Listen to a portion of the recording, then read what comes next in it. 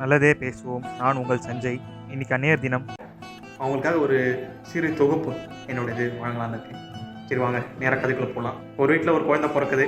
அந்த குழந்தைய பார்க்க அவங்க உறவினர்கள் மற்றும் நண்பர்கள் எல்லாம் வராங்க. எல்லாருக்கும் ஒரு ஆர்வம் இருக்கும்ல, அந்த குழந்தை வந்து ஒரு ஆணா பெண்ணா ஒரு ஆர்வத்தோடு இருக்காங்க. அந்த அழுகை சத்தம் கேட்குது. பார்த்தீங்கன்னா அது ஒரு பெண். எல்லார் முகத்திலும் ஒரு பேர் ஏற்படுது. என்னடா ஒரு பெண்ணா, நாளைக்கு அது ஒரு கல்யாணம் பண்ணி கொடுக்கணும், ஒரு செலவு பண்ணணும், நிறைய விஷயம் இருக்குல்ல பெண்கள்னாலே. அங்கே ஏற்படுதுங்க பெண்களுக்கான பிரச்சனை. சரி அவங்க அடுத்து போகலாம். அந்த குழந்தைக்கு ஒரு 12-13 வயசு ஆகுது. எல்லாருக்கும் தெரியும் என்ன நடக்கும் அந்த வயசுல. அங்கே அடுத்த பிரச்சனை, அந்த 12 வயசுலேருந்து 18 வயசு வரைக்கும் நடக்கிற பிரச்சனையே ரொம்ப கஷ்டங்க பெண்களுக்கு. அதெல்லாம் எந்த ஆனாலையும் தாங்க முடியாது. நம்மளாம் ஒரு சின்ன வலி ஏற்பட்டாலும் அப்படி துடிப்போம். ஆனால் அவங்க மாதம் மாதம் அந்த பிரச்சனையை தாங்கிக்கிறாங்கல்ல, யாராலங்க முடியும்? அதாங்க பெண்கள். சரி அங்கே வர முடியுதா?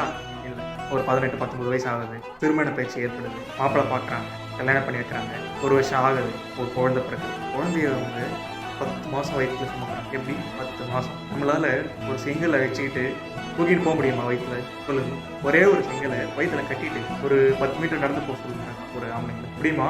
கஷ்டம். ஆனால் 10 மாதம் வயிற்றுல சுமந்து அந்த வலியை தாங்கிட்டு ஒரு குழந்தைய பெற்றுக்கிறாங்க. அதோட விடலை. ஏன்னா ஒரு குழந்தை இருந்தால் அந்த குழந்தைக்கு ஒரு கஷ்டம் ஏற்படும், அதுக்கு ஒரு துணை வேணும்னு சொல்லி இன்னொரு குழந்தையும் எந்த ஒரு பயமும் இல்லாமல் ஒரு துணிச்சலோடு இன்னொரு குழந்தையும் இருக்காங்க. அப்போ பார்த்துக்கணும் பெண்கள் எப்படிப்பட்டவங்க. ஆனால் இதோட முடியலைங்க. அடுத்து ஒரு 40 வயசு மேலே ஆகுது.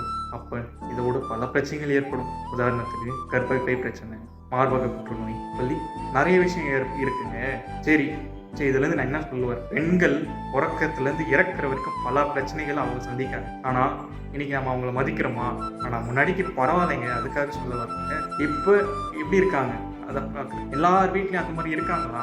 ஆம்பளைனா ராஜா, பெண்கள்னா வீடு பெருக்கணும், வீடு துடைக்கணும், வீடு வாசல் போகணும், அவ்வளோதான். இன்னைக்கு நிறைய பேர் வீட்டில் இதை நடந்துட்டு தான் இருக்கு. இன்னமும் ஏன் மாற மாட்டேங்குது? பெண்கள்லாம் வீட்டில் தான் இருக்கணும், ஆண்கள்லாம் வெளியில் இருக்கணும். என்ன சட்டம் வந்து? பெண்களும் வெளியே வர வேண்டும்.